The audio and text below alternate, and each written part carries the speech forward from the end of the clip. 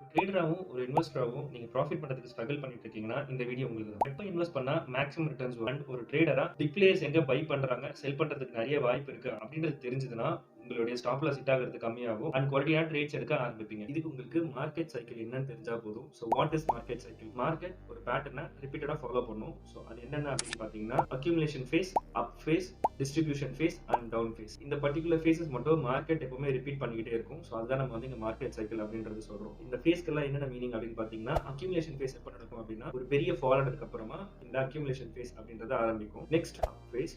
So இந்த டைம்ல வந்துட்டு பிரைஸ் டுவர்ட்ஸ் வந்துட்டு மேல மூவ் ஆக ஆரம்பிக்கும். And higher high and higher lows வந்து ஜெனரேட் ஆகும். ஒன்ஸ் இந்த அப் ஃபேஸ் வந்து ஒரு பீக் ஹிட் ஆனதுக்கு அப்புறமா பாத்தீங்கன்னா டிஸ்ட்ரிபியூஷன் ஃபேஸ்ன்றது வரும். யாரெல்லாம் ஏர்லியரா வாங்குனாங்களோ அவங்க எல்லாமே அவங்களுடைய ப்ராஃபிட் புக் பண்ண ஆரம்பிச்சிருப்பாங்க. சோ அப்போ வந்து செல்லர்ஸ் உடைய கண்ட்ரோல்குள்ள வந்து பிரைஸ் வர ஆரம்பிக்கும். when sellers உடைய கண்ட்ரோல்குள்ள பிரைஸ் வர ஆரம்பிச்சும்போது சப்ளை இன்க்ரீஸ் ஆயிடும். when supply increases பிரைஸ் ஆட்டோமேட்டிக்கா ஃபால் ஆக ஆரம்பிச்சிடும். சோ அதை வந்து நம்ம டவுன் ஃபேஸ் அப்படின்றது சொல்றோம். அப்பனா ஒரு டிஸ்ட்ரிபியூஷன் ஃபேஸ்க்கு அப்புறமா ஒரு டவுன் ஃபேஸ் ஸ்டார்ட் ஆகும். அகைன் இந்த down phase rock bottom hit ஆகும்போது அக்யூமுலேஷன் ஃபேஸ் ஸ்டார்ட் ஆகும். சோ இதுதான் வந்து இந்த மார்க்கெட். சோ இன்வெஸ்டரா இருக்கும்போது எப்பவுமே இந்த மாதிரி அக்யூமுலேஷன் ஃபேஸ்ல நீங்க வாங்க ஆரம்பிக்கும் போது உங்களுடைய ரிட்டர்ன்ஸ் வந்து மேக்ஸிமம் கிடைக்கிறதுக்கு சான்சஸ் நிறையவே இருக்கு. டிஸ்ட்ரிபியூஷன் ஃபேசஸ்ல நிறைய ரிவர்சல் நடக்க சான்சஸ் இருக்கு. அப்பனா நீங்க சூஸ் பண்ற ஸ்டாக்கோ இல்ல அந்த இண்டெக்ஸோ வந்துட்டு இந்த மாதிரி டிஸ்ட்ரிபியூஷன் ஃபேஸ்ல இருக்கும்போது அந்த மாதிரி டைம்ல நீங்க ஒரு லாங் பொசிஷன் போறதுக்கு பதிலா ரிவர்சலுக்காக நீங்க வெயிட் பண்ணலாம். அக்யூமுலேஷன் ஃபேஸ்ல இருக்கோ அப்ப நீங்க வந்து ஒரு ஷார்ட் பொசிஷன் போறதுக்கு பதிலா வேற பிரைஸ் வந்து ரிவர்சல் ஆகுதான்னு பாருங்க. அப்ப பிரைஸ் ரிவர்சல் ஆகுற மாதிரி இருந்தா நீங்க வந்து லாங் பொசிஷன் போறதுக்கு பாருங்க instead of going short position.